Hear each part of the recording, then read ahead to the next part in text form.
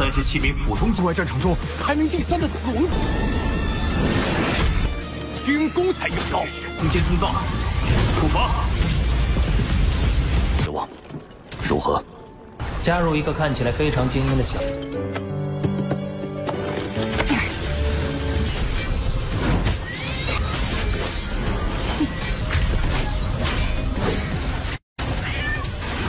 他们把雷电域的能与我。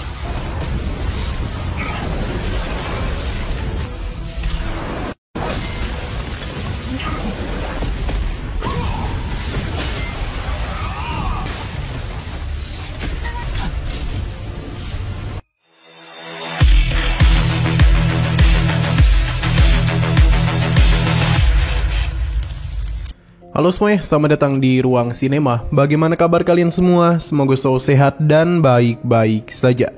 Sesuai jadwal, jadi pada hari ini kita akan kembali melanjutkan series Donghua Penakluk Bintang episode terbaru, yang mana ini adalah episode yang ke-178. Bagi yang mau bergabung dengan series ini, kita sudah sediakan playlistnya. Jadi kalian bisa mudah mencari di mana episode awal dari series ini. Sebelum kita mulai episode terbarunya, kita akan melihat dulu apa saja yang telah terjadi pada episode sebelumnya, tepatnya pada episode 177. Kemarin secara mengejutkan, penguasa kota kekacauan telah mengetahui kalau Lo Feng menyembunyikan binatang bertanduk emas dari dirinya. Hal tersebut seketika saja membuat Lo Feng, Babata, bahkan Atuka menjadi panik. Karena jika penguasa kota menganggap dirinya berbahaya, bukan tidak mungkin Lo Feng akan dihabisi. Untung saja penguasa kota tidak melakukan apapun, sebab baginya Lo Feng masihlah umat manusia dan juga muridnya. Berhubung Lo Feng akan melakukan perjalanan ke alam semesta luar, jadi penguasa kota memberikan beberapa hal kepadanya. Sebab dia takut hal buruk akan terjadi kepada Lo Feng. Karena bagaimanapun ini adalah pertarungan besar. Lo Feng sendiri bukan tanpa persiapan, karena secara diam-diam dia telah meminta Irina untuk membentuk pasukan serang Gaza yang akan membantu dirinya. Dengan jumlah sebanyak ini, Lo Feng pun sedikit lebih tenang. Dan sekarang kita akan melanjutkan episode terbarunya. Sebelum terlalu jauh, Lo Feng menyempatkan diri untuk membeli mayat serang Gaza dan juga mencari fragmen dari klan Yansan. Terlebih lagi siapa tahu kalau Lo Feng menemukan harta lainnya di planet Wulong. Perlahan-lahan armor baru pun mulai Lo Feng bentuk. Namun kekuatan dari fragmen ini terlalu kuat, seakan-akan hendak mencabik-cabik tubuhnya. Hanya saja dengan armor itu, kekuatan tubuh Lo Feng meningkat dibandingkan dengan armor sebelumnya. Hanya saja masalah utamanya ada pada tubuh Lo Feng yang masih belum kuat. Jadi dia pun mencoba untuk menggunakan armor ini pada monster tanduk emas. Perlahan-lahan kita pun diperlihatkan dengan betapa kerennya monster tanduk emas yang diselimuti oleh armor silver itu. Kekuatan fisiknya bahkan meningkat beberapa kali lipat. Selain itu, armor ini juga telah melindungi jiwa mereka. Perlu diingat, jika monster tanduk emas menyusutkan tubuhnya, maka kekuatannya tentu akan kembali meningkat. Bahkan Lo Feng memperkirakan setidaknya monster tanduk emas telah mengalami peningkatan kekuatan sebanyak 10.000 kali lipat. Lo Feng tidak bisa membayangkan betapa kuatnya monster tanduk emas saat ini. Terlebih lagi, harta pemberian dari penguasa kota juga telah dia berikan. Lo Feng pun menjadikan hal ini sebagai kekuatan terbesarnya.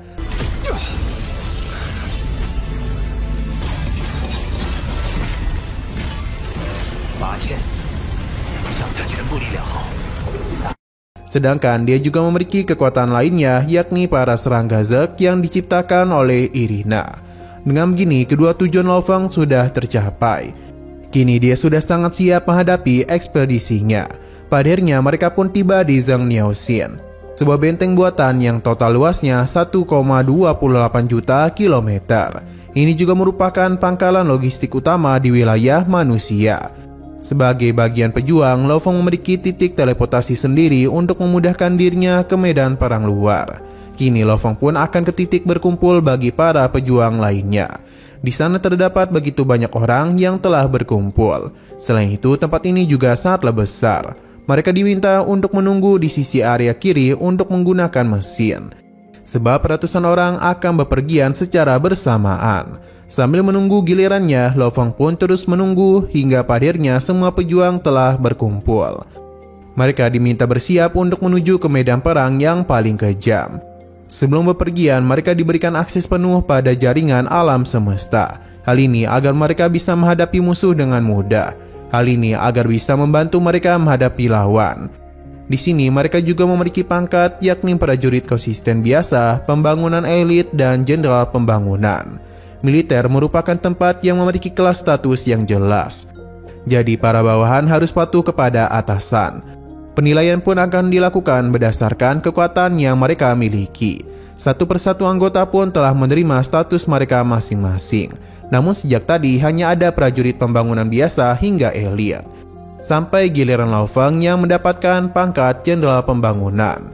Wajar saja mereka semua terkejut, pasalnya tidaklah banyak orang yang memiliki kemampuan untuk mendapatkan pangkat tersebut.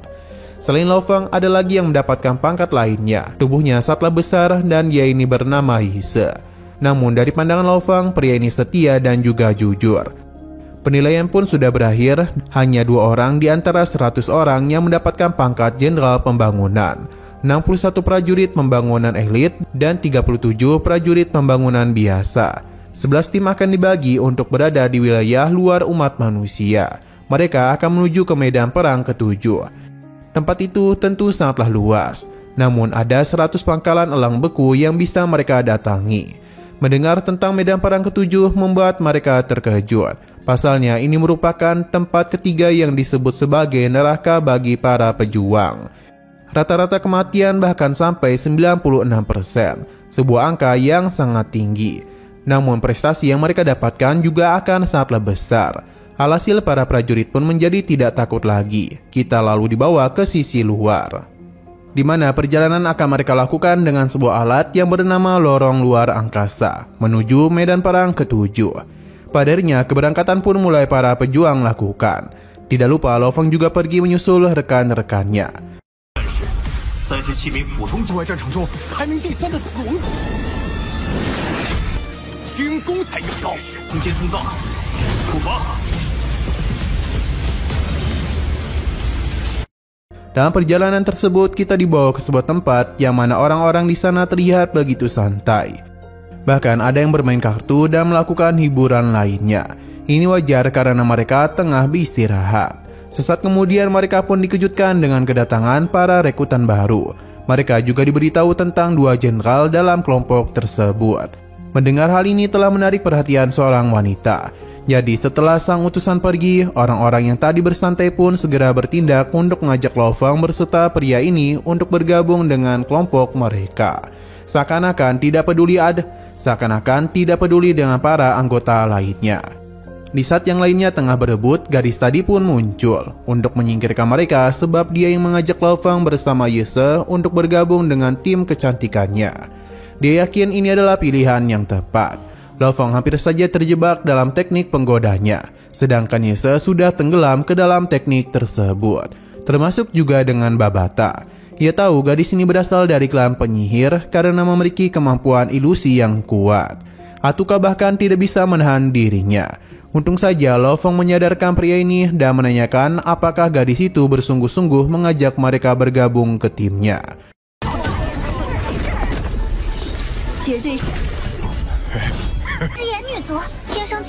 Namun pembicara mereka terganggu oleh orang-orang yang telah termasuk dalam teknik penggodanya. Alhasil dia pun menjadi begitu kesal karena tidak ada kesempatan baginya untuk berbicara. Padahal dia pun menggunakan sebuah tanaman untuk mengisolasi ruangan itu supaya dapat berbicara dengan tenang. Ia menggunakan semacam tetisan obat untuk mempercepat kehidupan tanaman. Alhasil orang-orang pun kesulitan untuk dapat masuk ke dalam sana. Bahkan jika mereka berusaha sekalipun, tanaman-tanaman ini bergegas untuk mencegahnya. Alhasil tidak ada yang berani mendekat. Rekan dari gadis ini pun datang untuk menghentikannya, yang sepertinya ia bernama Xiao Chen. Baginya mereka tidaklah boleh memilih anggota secara gegabah. Namun gadis ini mengingatkan kalau perang di luar sangatlah mengerikan. Jadi mereka harus mencari rekan untuk saling membantu. Meskipun begitu, Xiao Chen tetap menolak. Pria lainnya pun menenangkan ia dan dia ini dikenal sebagai guru binatang yang sangat langka. Bagi Babata, tim ini sangatlah berbeda. Mereka pun meminta maaf kepada Lao Feng sebab mereka telah membuat keributan. Pria ini bernama Theo dan mempersilahkan mereka untuk duduk. Jadi Lao Feng dan Nise pun akan berbicara bersama mereka. Gadis ini bernama Menu dan pria dengan kucing tadi bernama Wei. Mereka sudah seringkali mengalami ujian hidup dan mati. Theo mempersilahkan mereka untuk memilih apakah ingin bergabung atau tidak, sebab dirinya tidak akan memaksa mereka. Yese tentu saja setuju, sedangkan Lao Feng merasa bergabung dan tim ini merupakan pilihan yang tepat. Terlebih lagi, ia juga tengah mencari pengalaman dan mereka ini memiliki semua itu. Maka pada akhirnya Lao Feng pun memilih untuk bergabung. Sebenarnya Xiao Che masihlah belum dapat menerima, namun mau tidak mau dia harus menerima mereka. Wei itu berjanji akan mengajari Lao Feng dan Yese sebab ini adalah medan perang pertama mereka. 都要和你们一样，岩石不断突破自我，成为界主战将，指望如何？ 加入一个看起来非常精英的小队。 Waktu pun terus berlalu dan kini Lao Feng bersama anggota timnya mulai melakukan keberangkatan dengan pesawat khusus dari pertahanan umat manusia. Jadi ketika melakukan perjalanan, maka di depan sana adalah alam semesta luar. Yang berangkat tidak hanya kelompok Lao Feng saja, namun kelompok lainnya juga telah pergi. Sebab ini merupakan tempat di mana kelompok ras akan saling bertarung. Pangkalan Barak merupakan base camp dari medan perang manusia. Ini dapat melindungi ratusan juta orang dari invasi alien yang kuat. Jadi base camp ini sangatlah membantu. Bagi Xiao Che, mereka ini masihlah baru, jadi belum terlalu memahami apapun. Lantas Menu pun memintanya untuk mengajari mereka. Namun karena ia tidak mau, jadi Menulah yang akan memberitahu kalau dalam medan perang ini mereka tidaklah sembarangan mengambil barang-barang dari lawan. Ini bukan karena tidak ada harta karun ataupun barang yang tidak berguna. Namun tempat ini bisa saja menyembunyikan hal yang berbeda dari ras asing. Jadi mereka harus berhati-hati, terutama ketika meninggalkan Barak. Sebab itu langsung menjadi medan perang mereka. Selain itu, mereka ini juga harus bersiap untuk bertarung kapan saja. Baru kali inilah Menu mendengar Xiao Che memberikan arahan kepada anggota baru. Alhasil Lao Feng dan Nise pun memberikan hormat kepadanya. Theo menenangkan mereka karena dia tahu inilah pengalaman pertama mereka, jadi tidak akan mereka biarkan sendirian. Mereka hanya perlu memberikan dukungan saja. Tujuan perjalanan ini adalah Sabuk Mercurius yang jaraknya 80.000 tahun cahaya. Tempat itu juga merupakan perbatasan dengan wilayah ras lainnya. Jadi pertarungan bisa saja terjadi. Bahkan pertarungan itu akan sangat mengerikan. Theo yakin mereka dapat memahaminya jika melihat secara langsung. Mereka pun diminta untuk memanfaatkan waktu ini demi memperkuat mental sebab di depan sana tidak ada waktu untuk beristirahat. Karena pertarungan berdarah akan terjadi. Perjalanan pun terus mereka lakukan hingga sampai juga ke Sabuk Mercurius. 是你们的毒药前辈一针见血，目之所及都是战场。岩神，不用太紧张，多谢毒药前辈指导，我们会谨记。阻强者厮杀极为惨烈的地方。是。Theo队长，做好心理准备。 Di sana terlihat ada begitu banyak orang yang telah meninggoy. Dan kita pun diperlihatkan lawan yang akan Lao Feng hadapi yang merupakan ras otomat. Mereka ini cukup meremehkan kemampuan dari umat manusia sebab mereka memiliki teknologi yang jauh lebih canggih dibandingkan mereka. Bahkan ras manusia tidaklah memiliki kesempatan untuk merasakan kehadiran mereka. Sesaat kemudian, sosok ini pun mengetahui posisi dari kapal tim Lao Feng. Jadi dia pun mempersiapkan para pasukannya untuk mulai melakukan penyerangan. Sedangkan tim Lao Feng tidaklah mengetahui hal itu. Terlebih lagi di dalam kapal itu mereka sedang bermain agar tidak begitu tegang. Bahkan Menu dan Xiao Che sempat saling serang satu sama lain karena tidak ingin kalah. Namun ujung-ujungnya yang menjadi korban justru Yese. Hingga permainan pun harus terhenti sebab sebuah peringatan pun mulai terdengar karena serangan telah mengarah kepada mereka. Hal ini terlalu cepat untuk dapat mereka hindari.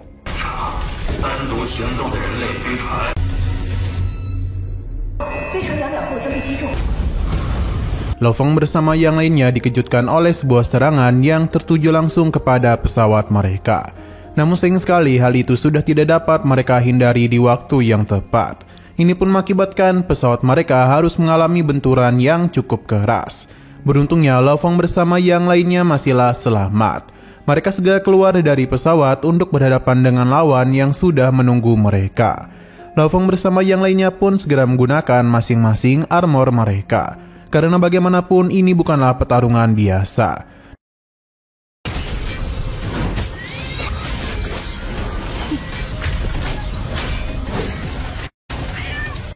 Tapi bisa dikatakan kalau sekarang mereka ini tidaklah diuntungkan.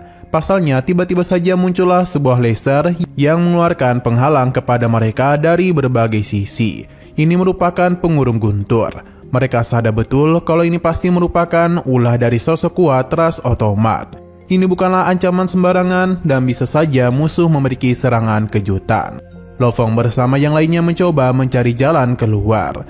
Tapi hal itu tentu tidak akan dibiarkan oleh sosok ini.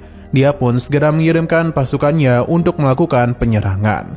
Para boneka ini memiliki jumlah yang sangat banyak.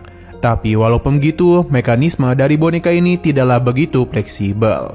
Wu Tao pun memberikan perintah untuk melakukan pergerakan dengan cepat agar bisa keluar dari penghalang itu. Karena semakin lama mereka terkurung dalam formasi, maka yang ada malah mereka yang akan kerepotan. Hanya saja sosok ini tidak akan membiarkan hal itu semudah yang mereka kira. Para boneka mekanisme pun diperintahkan untuk melancarkan sebuah serangan petir. Dalam waktu yang sekejap, begitu banyak serangan telah tercipta dan melakukan pengepungan kepada gerakan Lo Fong dan yang lainnya. Kini kondisi benar-benar tidaklah menguntungkan mereka sebab para boneka mekanik telah menggunakan energi domain petir pada jaring pengurung. Wu Tao segera bersiap untuk menggunakan serangan agar bisa menghancurkan penghalang ini. Rencananya berhasil dan mereka pun memanfaatkan sebuah celah supaya bisa kembali melakukan perjalanan. Sayang sekali hal itu tidaklah berlangsung lama. Pengepungan telah dilakukan oleh para boneka mekanik. Dan begini maka mau tidak mau pertarungan tidaklah dapat mereka hindari lagi.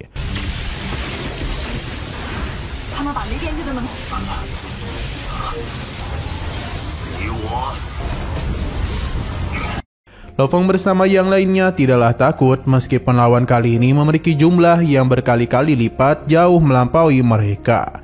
Berdasarkan pengamatan sosok ini, mereka tidaklah memiliki peluang untuk dapat bertahan dari serangannya. Pada saat jugalah pertarungan pun telah terjadi di antara mereka. Terlihat dengan begitu jelas kalau dalam pertarungan ini kekuatan dari tim Wu Tao tidaklah sembarangan, karena mereka mampu menghabisi para boneka mekanik dengan sangat mudah. Tidak hanya itu saja, namun kerjasama yang mereka miliki juga sangatlah baik. Tidak ada pergerakan yang sia-sia. Semua pola serangan juga berhasil melenyapkan musuh dalam jumlah yang banyak. Sebagai anggota baru, Lo Fong dan Yese terbilang juga sangatlah bagus. Xiao Che pun mengajak mereka untuk melakukan serangan kombinasi dengan teknik miliknya. Lo Fong dan Yese paham dan langsung saja menerapkan rencana miliknya. Hal tersebut berjalan dengan sangat lancar. Sepertinya Xiao Che bertugas sebagai otak penyerangan. Ia juga meminta mereka untuk mengumpulkan hal yang penting dari boneka ini, yakni bagian tubuh di antara dada. Sedangkan bagian yang lainnya tidaklah begitu berguna. Mereka semua paham dan segera mengambil hal tersebut supaya dapat dijual kembali. Wu Tao mulai percaya diri kalau pertarungan ini akan mereka menangkan dengan sangat mudah. Selain itu, pujian juga mereka berikan kepada bakat hebat yang Lo Fong miliki dan juga Yese. Bagi Lo Fong, para boneka ini tidaklah terlalu kuat. Ia bahkan masih belum bertarung dengan serius. Hal tersebut sangatlah wajar, pasalnya pergerakan boneka ini sangat dibatasi. Wu Tao sebagai pemimpin kelompok juga memiliki kemampuan yang sangatlah hebat.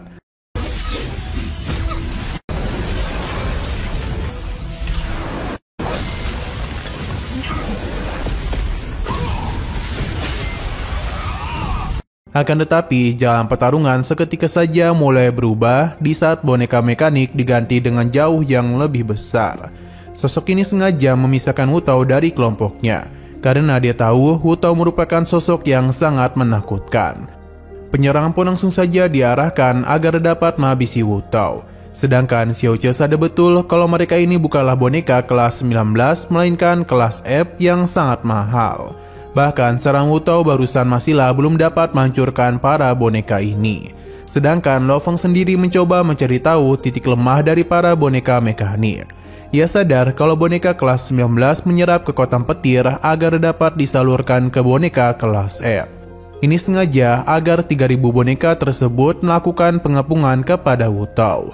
Rencana mereka pun berhasil, karena Wutao benar-benar sudah tertekan. Bahkan dia tidaklah memiliki kesempatan untuk dapat melawan. Walaupun begitu, dia meminta rekan-rekannya untuk tetap fokus dalam pertarungan mereka. Sedangkan masalah ini akan dia coba dirinya atasi. Kemunculan dari boneka kelas F ini mulai mengubah jalannya pertarungan. Karena tim Lo Feng yang sebelumnya begitu dominan, kini harus tertekan.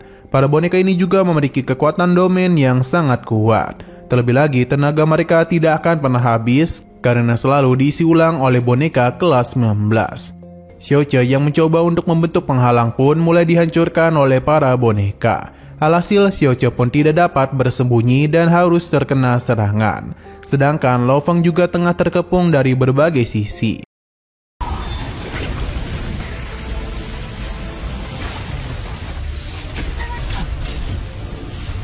Kembali kepada Wutao yang berhasil membebaskan dirinya dari pengepungan boneka mekanik. Tapi lagi dan lagi mereka masihlah terlalu kuat. Sebab serangan yang Wutao lakukan seakan-akan tidak berguna di mata mereka. Pada akhirnya Wutao pun harus kembali tertahan. Dan kali ini dirinya terus menerima serangan dari berbagai arah. Kondisi pun menjadi begitu kacau untuk tim mereka. Di saat mereka semua akan dihabisi, Lo Feng pun mulai bertindak. Ia menggunakan Yansen Upperman untuk bisa menghabisi boneka mekanik kelas F. Satu persatu boneka telah dirinya habisi dengan sangat mudah. Bahkan Lo Feng juga berhasil menyelamatkan Minu berserta anggota lainnya. Dalam sekejap mereka yang awalnya hampir meninggoy, kini Lo Feng bawa untuk menjauh. Mereka pun senang karena memiliki anggota kuat seperti Lo Feng. Dengan Yansen Upperman ini tidak ada yang bisa menyentuh Lo Feng dan yang lainnya. Sebab mereka keburu dihabisi olehnya. Wutao juga berhasil Lo Feng selamatkan. Kali ini mereka pun akan kembali bersama untuk mengalahkan para boneka mekanik.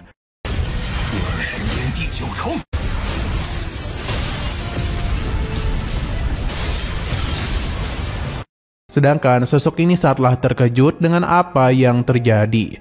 Padahal dia sudah memperkirakan kekuatan lawannya. Dan seharusnya dia ini bisa menang dengan sangat mudah. Padahal formasi guntur pun dirinya lepaskan dan juga mulai menarik mundur pasukannya. Sebab dia sadar kalau pertarungan ini terus dilanjutkan, maka yang ada malah dirinya yang dirugikan. Setelah pertarungan ini usai, tim Lo Feng pun kembali melanjutkan perjalanan mereka. Tidak lupa dalam pesawat mereka pun mulai menghitung seberapa banyak boneka yang mereka dapatkan. Minu memberikan pelukan kepada Lo Feng karena berkatnya lah mereka bisa selamat dan mendapatkan keuntungan yang begitu besar. Wutao meminta untuk tidak berpuas diri dulu dan dia juga bersyukur memiliki anggota seperti Lo Feng. Xiaoche yang pada awalnya masihlah belum menerima Lo Feng juga berterima kasih atas bantuannya. Tapi di pertarungan sebelumnya, Xiaoche masihlah belum serius. Wutao meminta Lo Feng untuk tidak mendengarkan bacotan Xiaoche. Sebab dialah orang yang paling mengkhawatirkan kondisi mereka. Bahkan ada kalanya ketika Xiaoche mengira Minu mati di tangan suku iblis. Ia pun menjadi sangat sedih. Namun Wutao segera berhenti bercerita karena Xiaoche menahannya. Wutao sadar betul alasan Xiaoche tidak ingin mereka merekrut orang lagi karena dia itu sudah seringkali melihat anggotanya mati. Bahkan ketika kematian dari saudara ketujuh mereka, Xiaoche terus menyalahkan dirinya sendiri. Namun Wutao memintanya untuk tidak menanggung hal tersebut seorang diri, karena rekan-rekannya akan selalu ada untuk mendukungnya. Ini pun membuat Xiaoche tidak dapat menahan air matanya lagi. Ketika perjalanan terus dilanjutkan, mereka pun sampai juga di landasan terbang yang merupakan sabuk bintang legendaris. Pada awalnya tempat ini merupakan planet yang sangatlah besar, tapi pertarungan telah terjadi antara ras iblis dan ras manusia. Akibat pertarungan yang sangat besar itu telah mengakibatkan planet tersebut terbelah menjadi beberapa bagian. Kini planet yang sangat megah kala itu seketika berubah menjadi bentuk yang sangatlah mengerikan.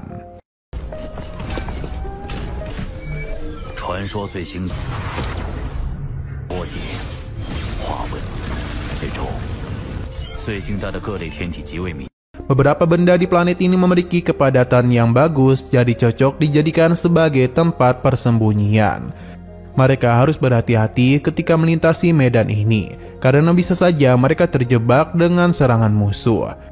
Wu pun memperlihatkan kota prestasi kekuatan mereka, di mana Lo Fong berhasil mengalahkan lawan jauh lebih banyak dibandingkan rekan-rekannya. Ise bahkan tidak percaya. Hal ini sangatlah wajar karena poin presentasi dihitung berdasarkan seberapa banyak lawan yang mereka habisi. Wu meminta mereka fokus karena kemungkinan besar planet ini memiliki penghuni yang sangat banyak. Benar saja, jauh di depan sana terdapat fluktuasi energi dari 5 ras asing yang berada di ranah World Master. Sepertinya keberadaan mereka sudahlah diketahui. Xiaoche meminta rekan-rekannya untuk berhati-hati karena kemungkinan besar lawan mereka kali ini jauh lebih kuat. Meinu paham dan Denny sempat memberikan godaan kepada Xiaoche supaya dia itu tidak terlalu tegang. Wu pun meminta mereka untuk bersiap karena sekarang waktunya untuk melakukan pertarungan lagi. Pesawat pun bergerak dan cepat dan mereka juga langsung bertarung dengan para ras asing di sana. Selama perjalanan itu, Lo Fong dan yang lainnya terus singgah di titik yang memiliki ras asing, supaya dapat menghabisi mereka. Tidak lupa, Xiaoche juga memberikan arahan kepada mereka sebelum melakukan pertarungan. Karena dengan kerjasama yang baik akan memudahkan mereka dalam menghadapi pertarungan. Di saat tuannya tengah sibuk bertarung, Babata dan Atuka malah sedang asik bermain dengan serangga Zek. Kembali kepada Lo Fong, perjalanan teruslah mereka lakukan hingga akhirnya episodenya pun harus bersambung dulu.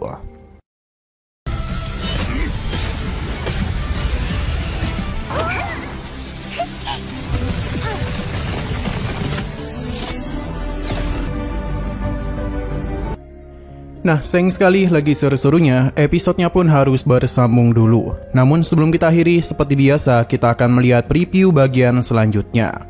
Di sini terlihat kalau pertarungan masihlah belum usai, sebab kemunculan musuh baru ini benar-benar mengejutkan Lo Fong dan yang lainnya. Meskipun begitu, tidak ada kata takut di antara para pejuang.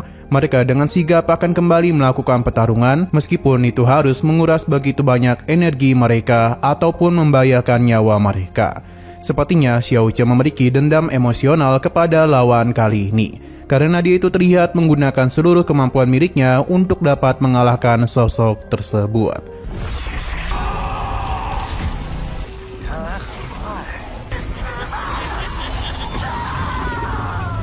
Oke, sekian dulu pada video kali ini. Untuk video selanjutnya akan segera hadir. Jadi bagi kalian yang ingin mengikuti series ini, langsung saja klik subscribe dan aktifkan loncengnya. Terima kasih yang sudah menonton video sampai habis. Jika kalian suka pada video ini, klik like dan share ke teman-teman kalian tentang channel ini. Dan ditunggu aja kelanjutannya. Oke, sampai jumpa di video selanjutnya.